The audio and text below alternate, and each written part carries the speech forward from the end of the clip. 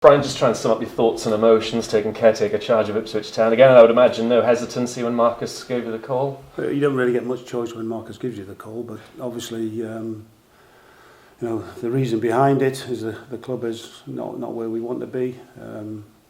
So it's very mixed. It's not mixed emotions. It's not something that I want to be doing because I want the club to be, thriving. So obviously, a situation's arisen and the owner's made a decision, so here I am.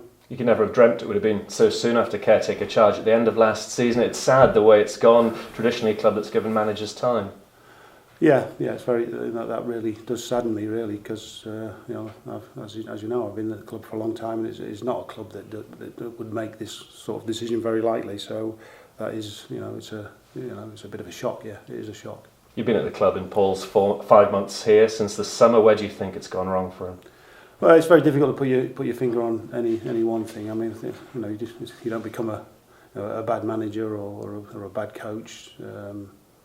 I think in any walk of life, certainly in football, you need those crucial moments to go your way.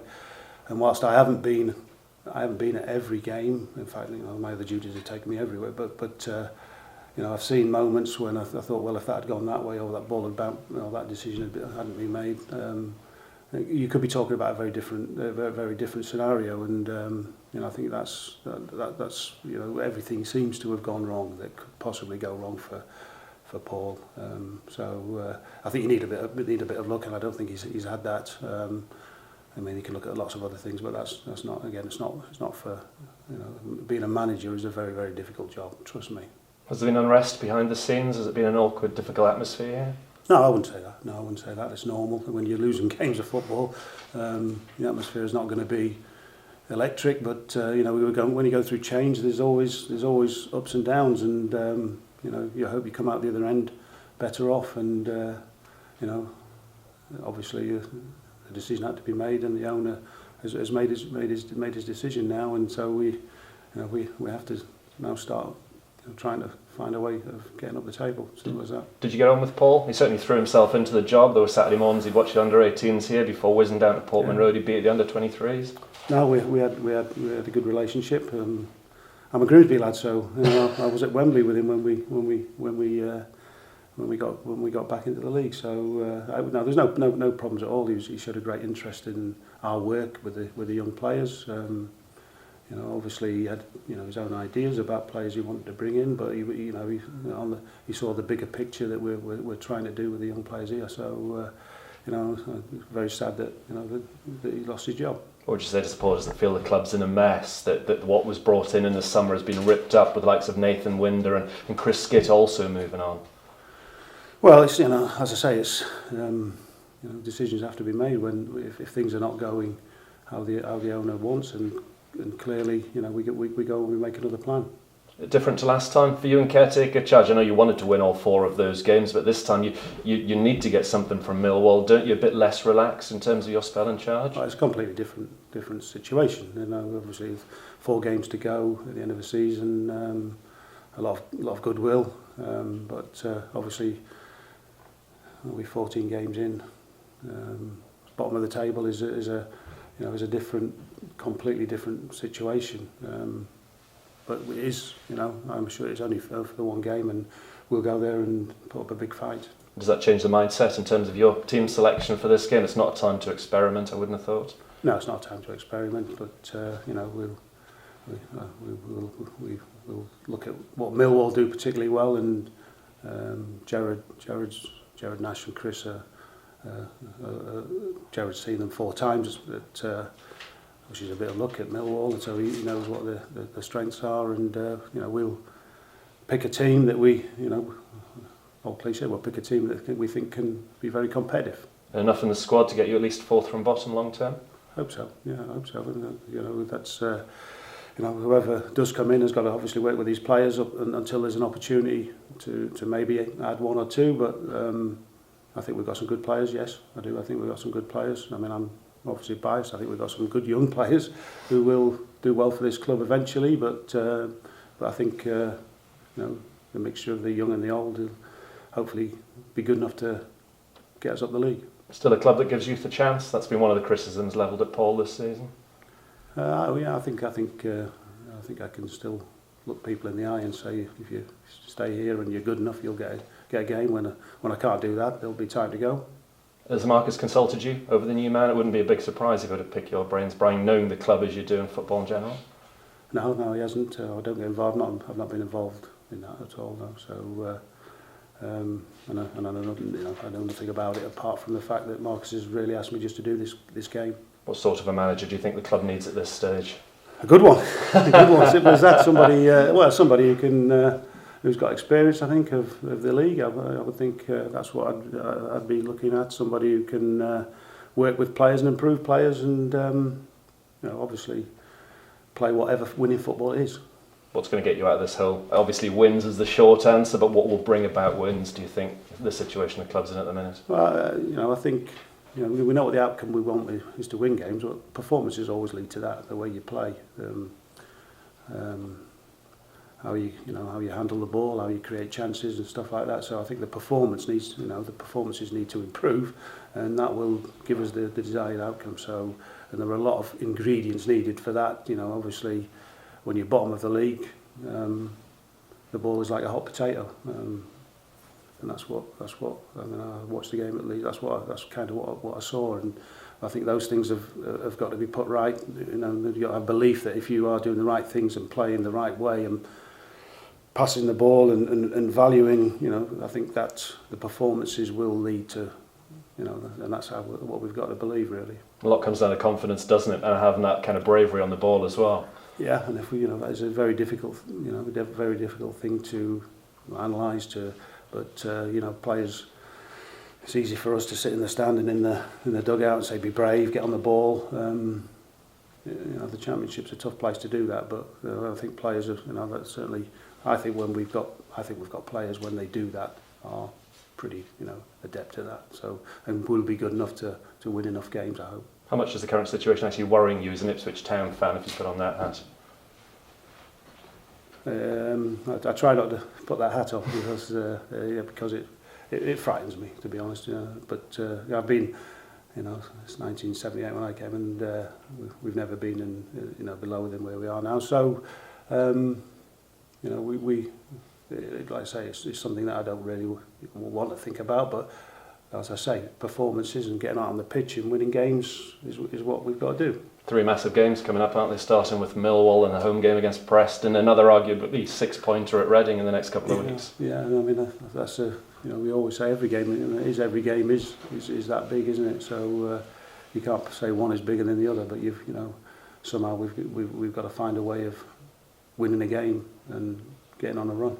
And even if the new man is announced before Millwall, you and your coaching staff that are currently present will have sole responsibility for the Den. As far as you know, there'd be no involvement from the new man. As far as I know, but I'm more than happy if he wants to pick up the phone. It's not a problem to me at all. But as far as we know, that's what we're set up for, Brenner. Lovely. Thanks, Bryan. Okay. Just one question about man management, really. I mean, of course, I've been on loads of courses on that. I don't mean I can do it or know anything about it, lad. But the person who comes in, I mean, we talk about previous managers like Spog Robson and McCarthy getting the best out of the players with what they've got. I mean, I suppose that is going to be the key thing for whoever comes in there. Yeah, I think what they say now is on the courses that we go on, there's 20% is what you actually know, and 80% is man management, and I would 100% back that up on my experiences in football. Brilliant, thank you. We'll only know in hindsight, obviously, and I'm sure Mr. Hurst will probably think differently, but do you think now was the right time for a change? I think change is always very, very difficult, and we were going through a period of change, so I wouldn't, I'm not knowledgeable enough to say whether it was too early or too late, because sometimes change can look pretty ugly before it becomes pretty good. Yeah, sometimes there is bounce, isn't there? Yeah. And that could be something that kickstarts. I think bounce is what probably Marcus is looking for in this situation. It's easy for me to say that. Marcus is the owner, and he knows the consequences if we carried on that way. But I'm saying I'm a great believer in continuity and stuff like that. So there is a tipping point, obviously. With it's not, again, my tipping point. I would have I always like people to be given 100, proper backing, but that's not my. That makes it an interesting time as well, though, because you've obviously had a big change in the summer. There's going to be a change again. You've got to make sure that while you needed something to change, you don't make it completely different. No, that's fair enough. I think coming, obviously, after 5 years for the players, and that was stability, and I think that's maybe shook a few more than we might have done. Then an influx of 12 new players, that is big change, isn't it? So now, that's why an experienced manager coming in and man managing will be massive. Okay. You've kind of shown both sides of that argument, really, Bryan. Have I? Yeah, I'm well known for sitting on the fence. I'm adapted. I'm well known. I've got splinters in the arse. You Yeah. said sort of League One frightens you, but also I think we're all wanted it to work with Paul and wanted it to be a long-term thing, and I guess that's where the owner has to look between those two arguments. You have to, just put yourself in different people's shoes. Really, if I put myself in different people's shoes, I can see the picture of, for everyone. But we have to deal with the reality, don't we? It's his money on the line at the end of the day. We've all got opinions on it, but he's the one that had to make the calls. And as he frequently tells me. Is that what he says? Does he? More or less. Yeah. I believe the skipper got the lads in yesterday just to have a bit of a chat. Is that a regular thing after sort of results that have not been great? What was the thinking behind that? You'd have to ask him that, really. I'm guessing, if that's showing that the players are caring about. I don't know what the meeting was about. I did see them in. I wasn't expecting them in. But no, it's not a. But if you're the dressing room, the players, in other sports, they will have much more say than football. It's not generally acknowledged that players will have a big say, but if they feel they need to get a few things out in the open, that's fine by me.